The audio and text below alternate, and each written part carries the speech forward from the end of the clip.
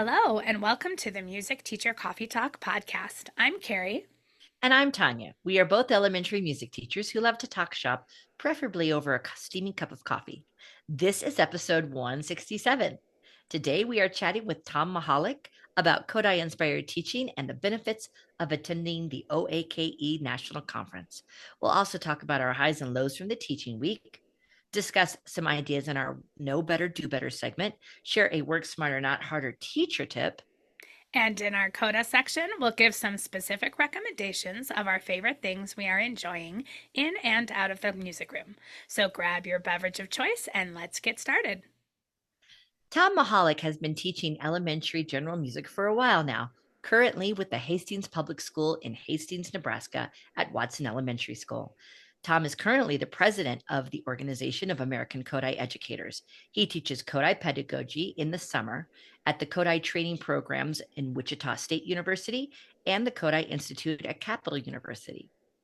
Tom is a frequent staff development presenter for many organizations and school districts throughout the United States.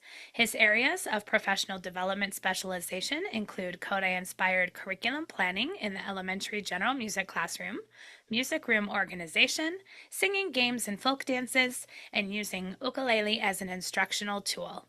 He's a husband to Amy and a dad to Grace. So now we welcome Tom Michalek.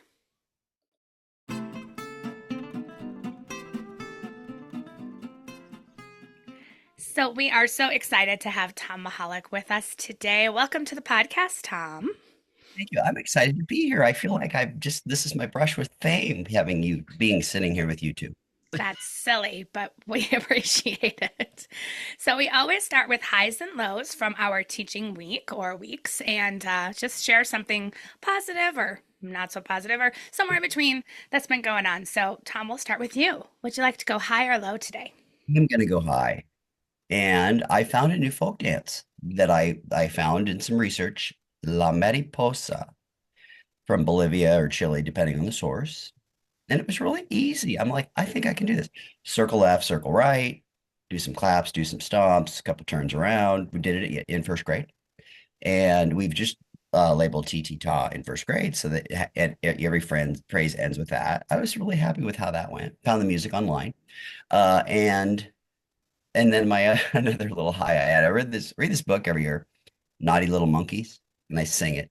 Naughty little monkeys wondering what to do. Another monkey jump. No, that's anyway. It's an alphabet book, and every monkey starts with a different letter. So we get to T, and of course they don't know I'm Tom. Then Mr. Michalek. They don't realize I have another name. I don't think because they're kindergarten, and so we get to T. I'm like, oh, what's his name's Tom, and this little kid says, "Oh, I know a human Tom." And I'm like, well, little did he know that he knows two human Toms. I just thought it was rather entertaining. When you're trapped in a room all day with only children, you have to find these moments that entertain you. Always, yes. That's awesome. Can I ask La Mariposa? The music is also called La Mariposa. Yes. Awesome. And I think if one wanted to find it, they would go on YouTube and they would just search for La Mariposa dance, maybe, and I think maybe Chile. And a series of videos comes up of adults doing it. And then I went to Spotify and there was the music. So yeah, I encourage you, go for it. Well, let's do one better, Tom. Would you be willing to send us the link of the specific one that you used? And then, yeah, we'll put it in our show notes, which you can find at musicteachercoffeetalkpodcast.com. So people can go right to the source. How does that sound? Awesome. I will do that. Thank you. Tom, that is so timely because I was next week is right before Thanksgiving break. And I was planning, everyone is going to do a dance because it's been it's been a minute and we need it right now because we've been really hitting some things hard. And so that's my plan this next week is every single grade. So now I got one for first. Awesome. Great. Well, let's go to you next then, Tanya. Would you like to go high or low today? I'm going to go high. I took the fourth graders and fifth graders to the symphony this past week, and it's a field trip that the Colorado Symphony Orchestra has youth concerts, and you can bring students. And I know you do the same, Carrie. And I was counting up, and this is my 24th year bringing kids to the symphony, which is crazy. But I just have to really congratulate the CSO for always keeping things fresh and relevant, because they really put together a very engaging program for kids. There was a couple of rappers that came and did a thing, and my students and all the kids in the Betcher Concert Hall, they were just losing their minds with how excited they were about the rapping. They bring in dancers from Cleo Parker Robinson Dance Studio and other dance studios. There's a lot of multicultural music that they pull in. And so I'm very thankful for the CSO and this program that they do, and how they are really staying, a few years ago, maybe at the beginning of my career, I was like, why aren't they doing Carnival of the Animals? Why aren't they doing Peter and the Wolf? These are things every kid should know.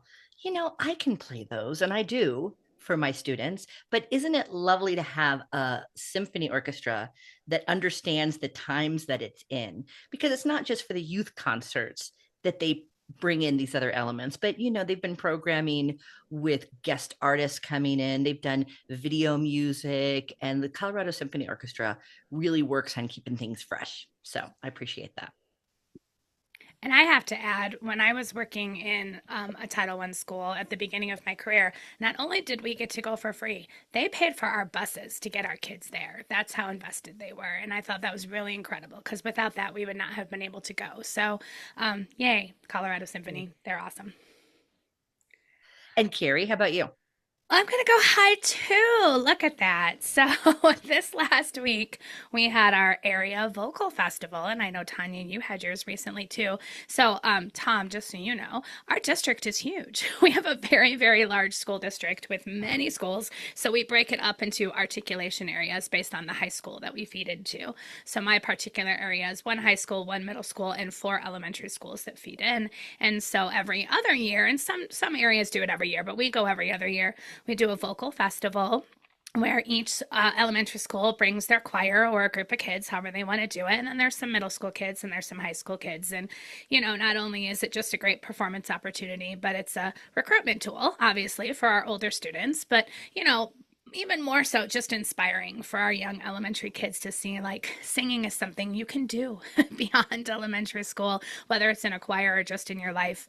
And we have some new folks in our articulation area, a new teacher at the middle school and a new teacher at the high school. So it's kind of like, how's this going to go? And I'm still fairly new to our area, but it was so great. Our kids did so well, nothing but compliments. And it was just really inspiring when they were all singing their last piece together in one big mega choir, and our little elementary kids were literally just singing their hearts out, and the older students behind them were just smiling. I was like, oh, got teary. It was just really, really sweet. So love those kind of opportunities for our kids. Well, and that takes so much commitment from not only you and those teachers, but from the district, because you got it, that the dominoes of you pulling those kids out of school and taking them across town is huge. So that's a huge testament to your school district. We don't do it that way, but yes, I hear what you're saying. We actually just do our rehearsal after school right before the concert, but there is some logistical stuff to arrange. So I completely agree. It's something that's supported and encouraged throughout our district. And, we have a very supportive district for music. We have a full-time music coordinator. We get, we're very supported within our contract, within our union, but then also financially, I think our district supports as well. So all that to say, yes, Tom, I agree.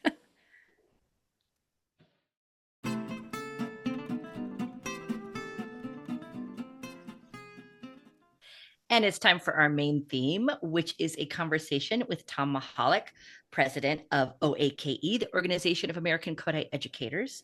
And we are so excited to have you here, Tom. And we just wanted to kind of pick your brain about Kodály-inspired teaching, and especially the OAKE conference coming up. So what initially drew you as a music teacher to Kodály-inspired teaching? You know, hundreds of years ago when I started teaching last century, I remember getting a note in the school mail. This was back in the days we still had school mail. The envelope would come, and it was from a teacher in the district down the road. And she said, "Hey, there's this workshop this weekend. It's a Kodály workshop. You should go with me." And I think looking back, she had just gotten her levels from Silver Lake or somewhere. And I remember saying, is that, and I probably wrote back, sent it back to her in the mail. Anyway, is that the same thing as Orff? I remember hearing the words in college in my undergrad day when I took that 1 3 credit hour class on how to be an elementary music teacher. And here I was being an elementary music teacher. Um, and she said, well, kind of, but go with me. So we went to this workshop. And as I recall, the presenter was Lamar Robertson. And for those of you that know Lamar Robertson, just a delightful grandpa of a figure, still now, but was then. And I didn't know what Kodai was, but I knew that this was so much fun and it was so musical and it was so engaging. So that kind of got it on my radar. It was just, and then as I learned more about it from colleagues, from workshops, because I did the workshop circuit, attending, it was so logical. And everything like there was a reason for when to teach everything and how to teach everything. So I kind of decided, you know what, I'm going to take my levels. I did a master's first in music ed, and I couldn't take levels because of where I was taking the master's. But then I did my master's starting around 2001 or two or so in Nebraska, at Nebraska Wesleyan. And I just felt like this is teaching me how to teach. I've always loved general music because there's so many possibilities and there's so many ways to teach the same thing. But this provided me this structure of what to teach in each grade level and how to teach it. Loved it. Samesies. Yeah. That's awesome. And since you, like Tanya and I, have been teaching for a while, for a bit, you've probably seen some changes to our philosophy over the years. I know Tanya and I have. So I'd love to hear, how have you seen Kodály inspired teaching evolve and change throughout the years? I think there's greater accessibility, not only as far as training, not only as far as it's offered in more places, but I think it's less okay, there's one way to do this, and this is how it is. You're going to do it this way, or you're not going to make it through the course. And not that it was that regimented before, but I think it kind of leaned in that direction. And I think there's more of an opportunity of what works for you and your population. The structure is still there on how to teach things, but in the olden days, it was always here's these 5 songs that you're going to use to teach Ray. And that's how you do it. You use these 5 songs. And nowadays it's more, hey, what works for your population? What's reflective of your population? And there's less focus on requiring the use of those specific materials, more of a focus on encouraging teachers to find the materials that are not necessarily reflective of the teacher, but materials that are reflective of the students, and then materials beyond that. And I think nowadays you got to do the research yourself. The levels instructor's not going to do the research for you. You got to research it yourself. You got to figure out the background of that song because you're proliferating this music. So is it appropriate? Is the background appropriate? What has stayed the same from back then to now, back then, only the best is good enough. That's Kodai's quote. Only the best is good enough for a teacher. I think it applies to the materials, the pedagogy, and to the qualifications of the teacher and the skills of the teacher. We got to be the best. And I think it's also, and it will always be about joy. My friend, and I know your friend too, Crystal Henricks, she said to me one time, and I've never forgotten this, their play is their work. Their play is their work. Or maybe she said their work is their play. But at any rate, that's what they should do. They come to us. We're the playful one in the district, in the building, right? Hey, where else are they going to find a grown up? Maybe in PE, but where else are they going to find a grown up that's like, hey, I want to play with you? Because mom and dad, they got other things to do. But here we are. And not only do I want to play with you, I have instruments. If you're good, you can do musicians. And I think our job is to harness the joy, use those joyful materials to teach music concepts. In my own classroom, I think what's changed from last century to now, I want to think that I think more longitudinally. And I ask myself, okay, this particular skill that I want them to achieve, but they're not achieving it, is that really going to matter in the long term? In other words, the ability, yes, joy matters. If it's not joyful, then they're not, that's no fun. The ability to keep a steady beat, ability to match pitch, sing in tune. I want them to love music, have pride in their work, leave my classroom feeling like this environment that I've created, what that I try to create was kind to them. I want them to feel good about themselves for their own hard work. That stayed the same, and I hopefully has gotten better. But left hand, I said recorder, left hand on top. What do I have to say to get it through your head? Does that matter? Like when I go through the checkout line at the grocery store, and I'm like, I think I taught that kid. It's the one that I spent a lot of my energy in laying in bed at night. How can I get Susie to keep her left hand on the top instead of her right? Does that matter? No, it really doesn't matter. But it's that, how did that whole adage about how do you make them feel is so important. It has to be a joyful experience. Yeah, I love your focus on that. I had an undergrad student just yesterday come and observe my classroom, and that, when we were talking in between classes, he's like, "I just love how they sing the song and they play the game, and then they learn something from like his mind was blown." And I was like, "I didn't make this up. This is something that I've learned from amazing pedagogues before me. It's not magic; it's Kodály." And that's what he was pointing out, was just how joyful it was. And I was like, "Yeah, that's the best part of what we do. If we're not having fun, something's wrong." Totally. Yes. So we know how passionate you are as a Kodály educator, to the point that you are our OAKE president. And thank you for serving so much, because we know it's not a little thing. We have a wonderful organization. So tell us, what are some of the benefits that you see for being a member of OAKE or other organizations?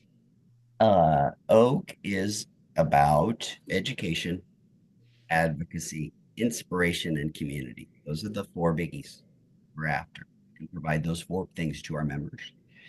I think we offer outstanding professional development, access to workshops on the local level, regional level around your part of the country, and the national level. We have a fantastic national conference every year. And a lot of our local events are now also hybrid events, so they're online. So really, I can take a workshop anywhere around the country, and I oftentimes do on the weekend. And I think part of that, PD, is learning how children learn and what sorts of activities are most effective in reaching a wide variety of learners. Because children learn a lot differently now than they did 5 years ago, 10 years ago. So staying current in those things.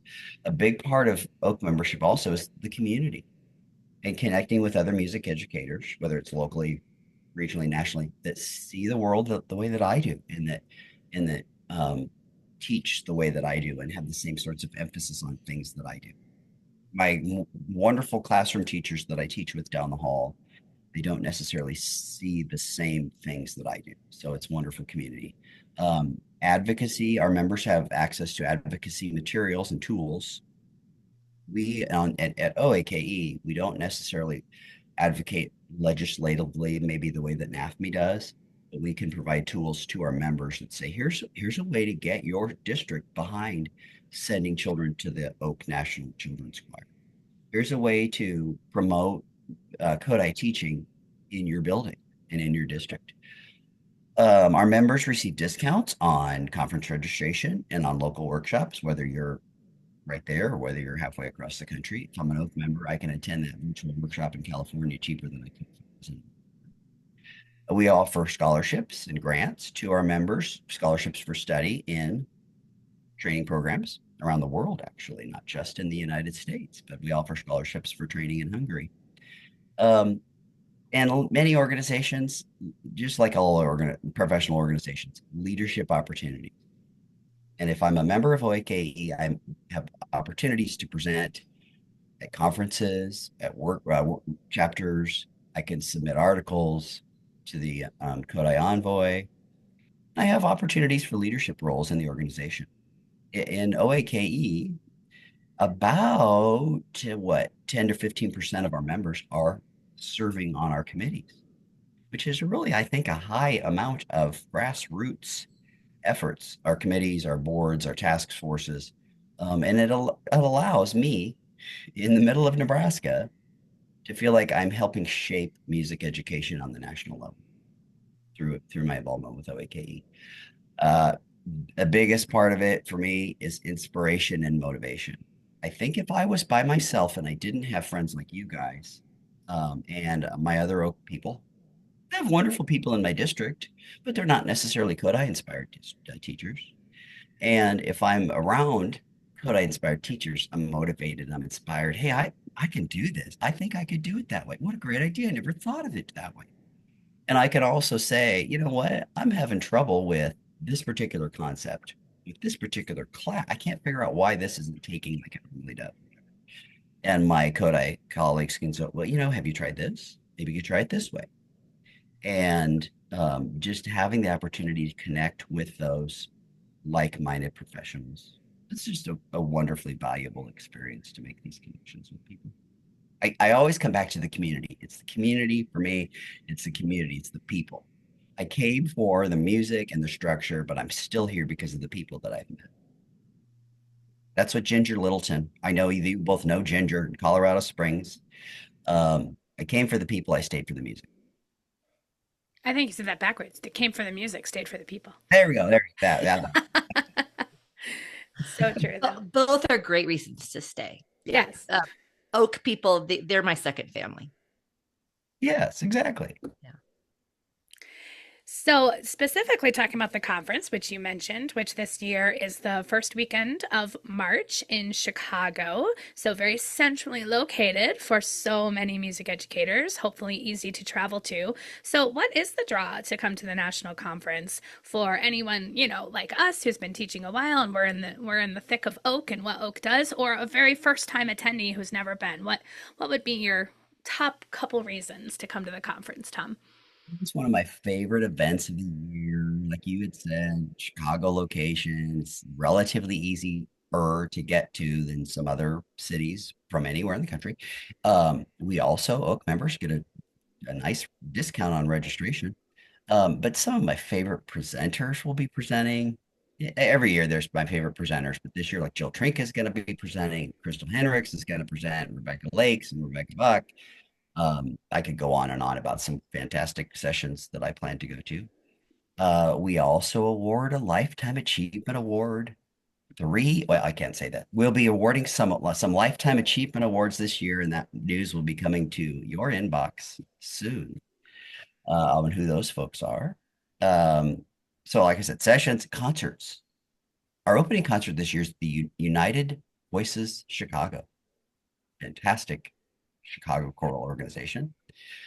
Our national conference choirs do unbelievable things in the 3 to 4 days they're rehearsing together. We have 4 national conference choirs. Children's choir, 4th, 5th graders, SSA, close to 200 kids in that choir. Probably a lot like your school choirs, right? Not quite. And then we have a youth treble choir, 6th through 8th grade, SSAA. We have a concert treble choir, which is 9 through 12, and it's SSAA. And then a chamber choir, 9 through 12, grades 9 through 12, SATB. There's room for lots more choirs, but those are the 4 that we have at our conference as of right now. We offer affinity events too. There's a BBIA event. There's an LGBTQIA event. There's, not for me yet, retired but not retiring. Isn't that a great name for a little group that gets together? Community dancing, grand opening reception. We offer a morning sing. You go downstairs and you sound like me, and then by 15, 20 minutes later, you're warmed up, you're energized, you're ready to roll for the day with some community singing. We offer a newcomer event. If you've never been there before, come to the newcomer event. Even if now, and the big thing about all of this, I was gonna reiterate it. I was thinking about this morning. You don't have to have Kodály training to find this valuable. I think to myself, I probably wouldn't go to a computer coding conference. I'm like, I don't know anything about computer coding, but I could go to a Kodály conference or an conference or any huge national conference and not really have training yet in the approach and still walk away with just this renewed sense of mission that I have in the world. Networking, visiting. Oh, I got to put in a plug. Saturday night at the conference, after the honor choir, after the national conference choirs, folk dancing with the Cosmic Otters. Isn't that a great name for a band? The Cosmic Otters. They played last year, live music. Sandy Knutson will be calling the dances, and then we're going to intersperse the dances with singing, like kind of like a pub sing sort of thing. And I get to lead the singing. So I'm excited. If you know any pub sings, audience, email me. I mean, pub songs. There we go. Oh, yeah. But I just think it'll be a lot of fun. The whole event is just, like I said, a renewed sense of mission. Why should I do this work? Because the work we do is hard. It's hard. Friday afternoons, I'm just like, oh, I'm so tired. It's joyful, it's fun, but yet it takes a toll on us physically and mentally. And we need these replenishing experiences like these national conferences. Come- Agreed. Yeah. Well, I will be there. I know Carrie will be there. Um, so, in addition to the conference and attending the conference, which I love how you pointed out, you do not have to have any Kodály training. I have never gone to a conference and had to show that I'd completed any of my levels. Right? They don't check you at the door. It's good. So, in addition to attending this awesome conference in Chicago, what advice would you give to someone who's new to music education, or someone maybe who's not so new but wants more information about Kodály inspired teaching? Go to a workshop.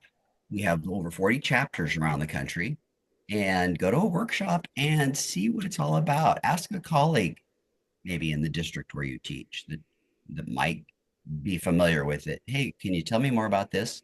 Will you go with me to the workshop? Or ask a colleague or a friend that's a music teacher that doesn't know anything either. Hey, do you want to go with me to the Saturday workshop? Couple of hours on Saturday, or this virtual workshop. You want to get together after school and we can watch this recorded workshop that OAKE offered and figure out what this is about. Um, and email me if you need to, president@oak.org. I can help you find a local chapter in your neck of the woods.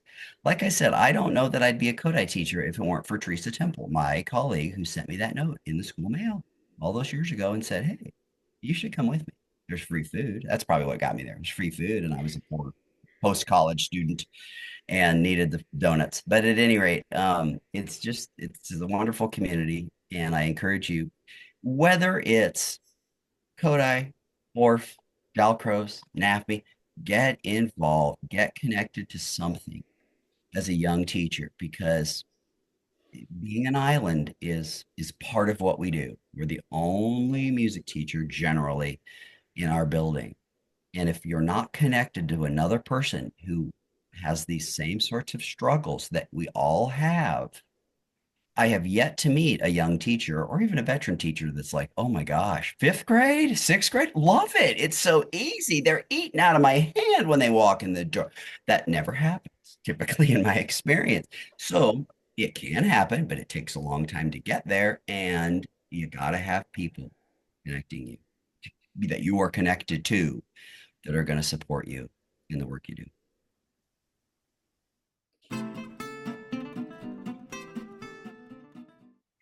So now we are going to think about ways we can know better and do better. This is our time where we are reflective about culturally responsive and inclusive practices in our classroom. And Tom, you brought some thoughts to share today. So what are you thinking about? I have for years started every class, K3 generally, with hello, second graders. And I might use different pitches depending on what we're studying. Right now, for example, we're practicing Ray. Hello, second grade. And they always reply, hello, Mr. Michalek. And then I taught them, if I sing, how is your day going? They always sing back to me, very fine, thank you. And I don't do it individually with per child. I could, but I just tend to do that. Hey, we're here. Let's get moving now. And somebody I read somewhere, I probably didn't think of this because I think of very few things. I actually read everything, learn everything from everybody. Is that, that's in a kind of a way, it's kind of gaslighting, isn't it? Mr. Mahawk, I'm not having a great day. And you're forcing me to sing, very fine, thank you. So I've tried to kind of think beyond that a little bit. I'm not totally there yet as far as what I should do. So that we can have this little singing dialogue, but yet I don't, I want to recognize life's hard. And there are times when you come here and that it's not, you're not feeling the greatest. Maybe you're mad at family, maybe you're hungry, maybe you're tired, maybe you're mad at your teacher, mad at me, or whatever, or sad about something. And so I'm trying to be more like, hello, second grade. Hello, Mr. Michalek. I hope your day is going well. And then I might talk a little bit about, if it's not, I hope it is a great day for you because it's just going to get better for the next 40 minutes. But now that we're together, but I also, if it's not great, I get it. But the beautiful thing, children, is that music is a fresh start. And I hope that you can enjoy it, forget your troubles for the next 40 minutes so I can kind of honor their emotional state and their mental well-being.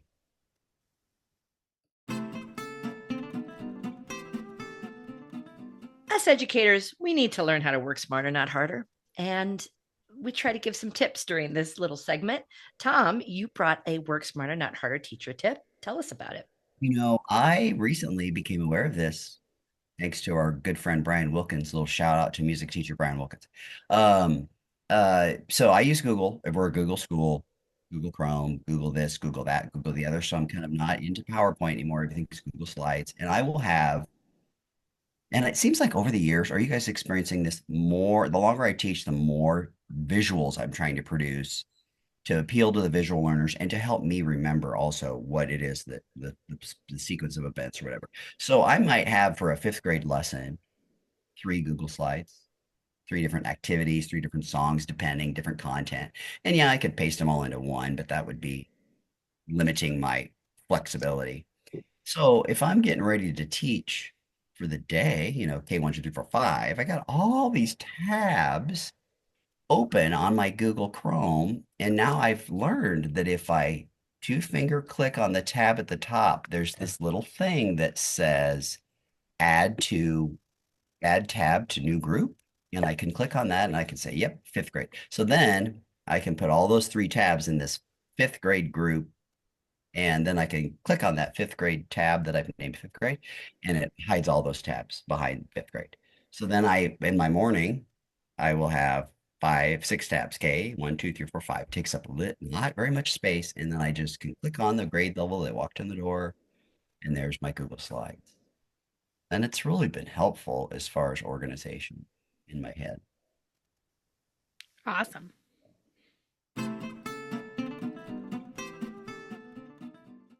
So now it's our CODA section where we give a personal recommendation, a professional recommendation, something we've been enjoying in or out of the classroom. And we'll start with you, Tom. What have you just been enjoying lately? Not professional recommendation. Do not show this in your classroom. Not appropriate. Hulu's Somebody Somewhere is the name of the series. I watch it on Hulu, I think. And it's just one of those drama/comedy shows that's kind of centered around this singer. She's kind of a cabaret singer, and she's moved back to her hometown in the middle of Kansas, and just her life. It's just very funny, very touching. I've enjoyed that series greatly.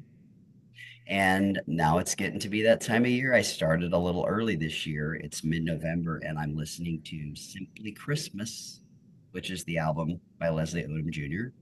He's got several Christmas albums out, but this one's my favorite. It's just one of those where he takes all this wonderful Christmas music that but he kind of puts a spin on some of the harmonizations. And it's just got this really smooth, it's glass voice.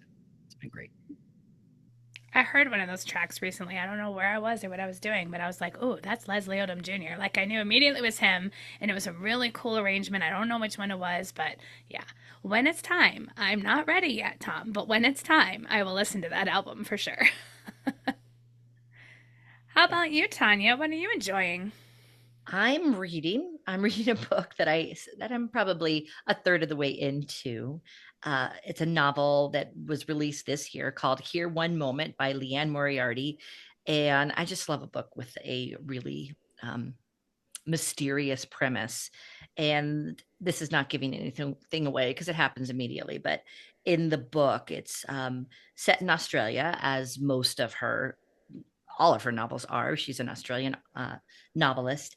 And there's a plane full of passengers going to Sydney, and an older woman stands up in the middle of the flight and starts pointing at people and telling them the age and the way that they are going to die. And then we follow through with these characters and how it has affected them, this knowledge. And of course, is this true or is this not? And you get all of these multiple points of view. I just love a book about fate, or is there fate, or what knowing does to a person, or what all of that. Anyway, so far it's very engaging. Here, one moment, Leanne Moriarty. Awesome. That one's definitely on my list. And Carrie. Oh, well, I'm going to get real geeky. So, first of all, my actual recommendation, and we were talking about this off mic before we recorded, social media and limiting social media use. Sometimes you just need to take a break. For me, I finally remembered, thanks to you, Tanya, that you can set time limits on apps. So I have recently set time limits on my social media apps just because I feel like I can't completely say goodbye. I'm like the social media person for my kids' choir boosters. So I can't not do social media. It's my expectation. But anyways, I set a limit so I can only do so much. So that is my coda, setting limits on apps that suck you in and take away your time. I don't know how to do it on an Android device, but on iPhones it's pretty easy to find where you can set time limits on specific apps, which is really great. I will add then, this is the geeky part, what I've been doing with my time is I've been playing a lot of video games. It's kind of like a nerdy thing, and I'm very specific. I really love the Legend of Zelda video games. So right now I'm playing a lot of Tears of the Kingdom. So, and I know this is probably a very small amount of you listening who actually care, but when I first started playing that game, when it first came out, it really overwhelmed me. It's huge. It's insanely huge, and it's still overwhelming. But now I've finally gotten into it a little more, and I'm really enjoying it. So if you're a video game person and you haven't for some reason played Legend of Zelda Tears of the Kingdom, it's a good one. But really, my coda is setting limits on apps so you can do other things like play video games or read or listen to podcasts or whatever you want to do.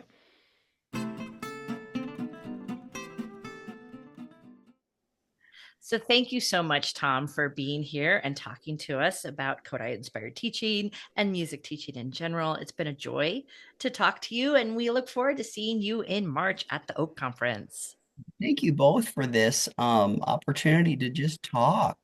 I think I told you in an email prior to recording that I was like, oh, this is so stressful. I mean, I'm so nervous about it, but I'm going to pretend like I'm just talking to my two friends that I've known forever and having a cup of coffee. There's no coffee here, but there should be. And I also, whenever I'm trying to recruit people to attend an OAKE meeting, like, hey, can we get together to discuss this? I oftentimes will preface that with, someday nobody will care what you think, but that's not today. I care what you think, and I want you to come to this meeting. And so thank you both for caring what I think. It's been great fun.